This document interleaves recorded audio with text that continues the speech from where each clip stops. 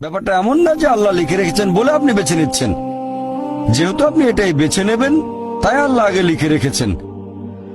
এখানে পছন্দ আপনার, তবে আল্লাহ আপনার পছন্দ জানেন। যেমন ধরেন, একটা রাস্তার মোড়ে আসলেন, সামনে 5টা রাস্তা, রোড নাম্বার 1, 2, 3, 4, 5। এখানে পছন্দ আপনার, বেছে নিতে পারেন রোড নাম্বার 1, 2, 3, 4, 5। আপনি গেলেন রোড 2-এ। এটা আগে থেকেই লেখা আছে আপনার নিয়তিতে যে আপনি যাবেন 2 নম্বর রোডে। ব্যাপারটা এমন না যে আল্লাহ লিখেছেন বলে আপনি করছেন। যেহেতু আপনি এটাই বেছে নেবেন, তাই আল্লাহ আগে লিখে রেখেছেন। তাহলে পছন্দ আপনার। আপনি চাইলে টাকা উপার্জন করতে পারেন ভালো কাজের মাধ্যমে, হালাল উপায়ে, অথবা পারেন চুরি করে হারাম উপায়ে। পছন্দ আপনার।